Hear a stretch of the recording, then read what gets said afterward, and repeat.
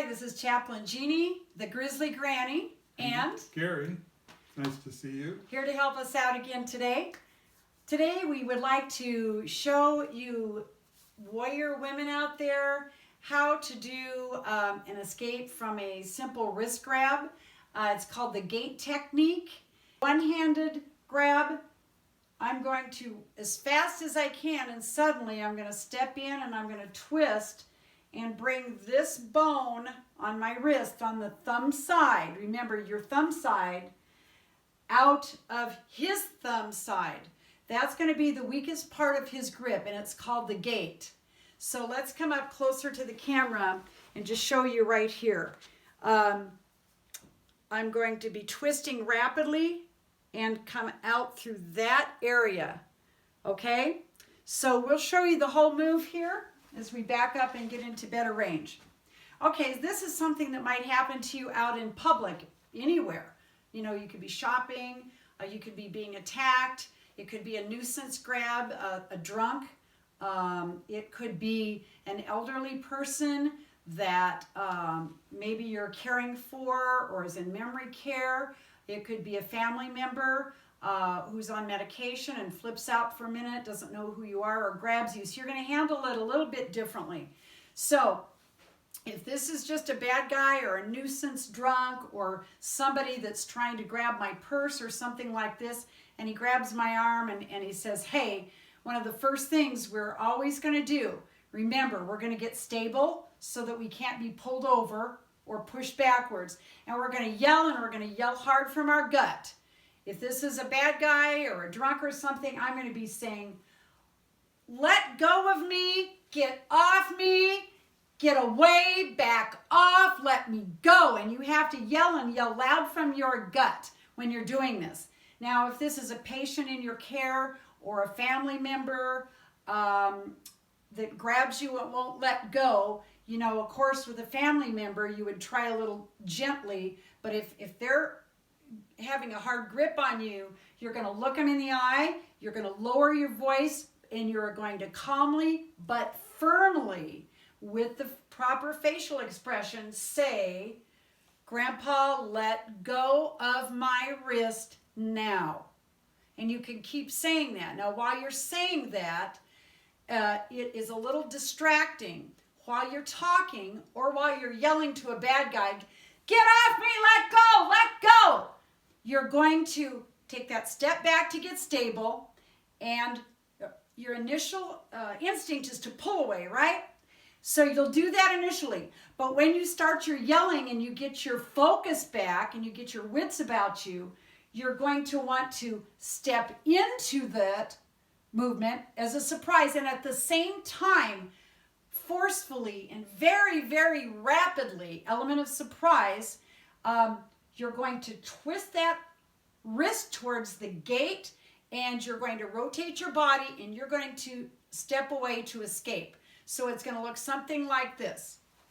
Hey, get off me, let me go, stop it, back off. Okay? So that element of surprise is what you need. Now, when you turn to run, remember environmental awareness. Make sure you don't run and then trip over something or slip on ice. And always, always run towards people that can help you. Do not ever run to an isolated area where you can be found and further hunted down away from humanity. Okay, another way, if he does not let go with that gate technique, okay, if he really has a grip, or even if he adds another hand into it, okay, I can step in, which they're not going to expect. I'm going to step in, and I'm going to take my hand and do a hammer fist technique. Remember, thumb is always out. Okay, fingers down and thumb overlaps. So hammer fist technique to the forearms. And there's a nerve that runs along this area, and hopefully it'll give this person a little bit of a dead arm. I think it's probably just going to be a one-handed hand grab, you know, as a nuisance initially. But if they're going to attack you, it might escalate to a two-handed hand grab. But then you've always got this hand free for other moves. As you step in, while I'm yelling from my gut, right, I can do a palm heel to the jaw, a palm heel to the nose. I can do triceps pinches. And I can switch legs. I can get in, grab that shirt, and I can go into a groin strike. One thing that, Gary, do you want to go ahead and talk about the follow through and kind of the imagery we should have as we're doing any of these techniques? Sure, it's so important that if you're going to be striking somebody, you want to really strike with meaning, with force.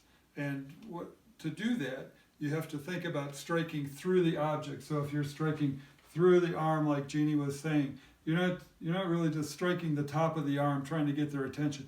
You're really striking to break that arm. You're going through that arm, and and thinking of that when you're doing the palm heel.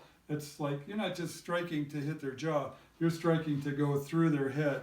Same with a groin strike. You're not really striking their groin. You're really striking to get clear back into their intestines, and that's where you're going to transplant their gonads. I picture my knee going up through his pelvis, squishing his organs and coming out his lower back.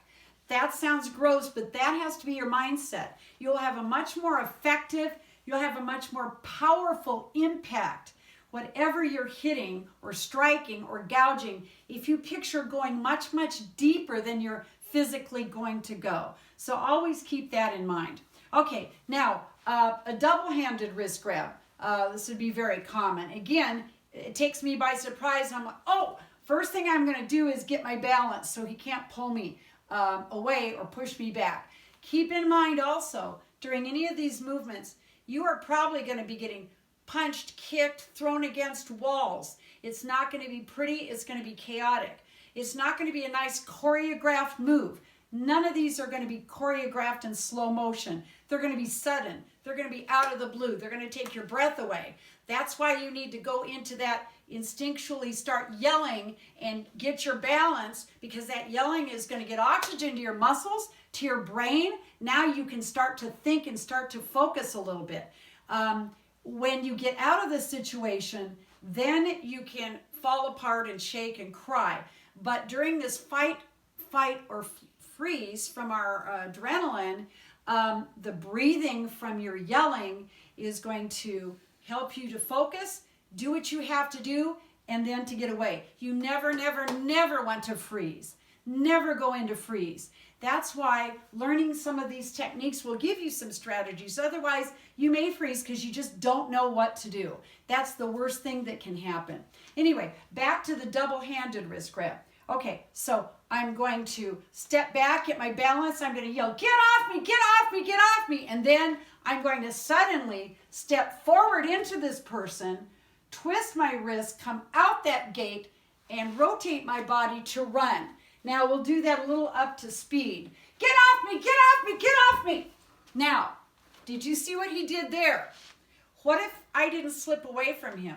What if in the process of doing this, he grabbed my shirt, for example, or a loose coat I had on?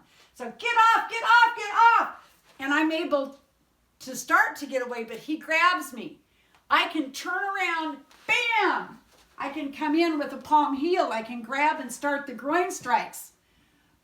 There's combinations of movements that you need to be able to pull out of your toolbox. Picture all these techniques as in your toolbox of strategies or in your recipe book. And when one thing alone is probably not going to work. So we show you a technique, and if I can escape from the wrist grab, but if he can grab me, okay, man, what can I do there? I start to get away and he grabs the back of my hair. And we'll discuss this later, but I can trap his hand, twist, and I can trap his wrist and really cause him a lot of pain, twist my body, and then I can come in and do hammer fists or strikes to the groin area, triceps pinches. There's other things that we can put together in combinations. So learn these individually, but always be thinking, what can I do to put together a recipe or pull out some other tools after I do that move? Let's add this move and this move. And you'll kind of have an idea because you want to think what is open on this person, what sensitive strike zones are open on this person. Eyes open, nose, can I do an ear slap or my hands free? Can I do a triceps pinch here? Can I get out of the hair grab by trapping his wrist and coming in and attacking? So you're going to almost always need more than one strategy in place. But we are teaching these one at a time so you can practice, rehearse with someone you trust. Don't practice with somebody you don't really know, like a new guy in your life, because he's going to know exactly what you're going to pull on him. And what did I say is a very important gift for us women? The element of surprise, speed. They're not expecting it. And all you need is them to loosen their grip for long enough for you to escape, okay? We're not going to try and annihilate this person that just did the wrist grab. We just want to get away and get to safety. That is our goal. So remember, guys, this is Chaplain Jeannie, the Grizzly Granny, and Gary, reminding you, no weapon formed against you shall prosper. Stay safe out there, and we'll see you next time. Oh, by the way, give us a thumbs up and subscribe if you wish. Bye now.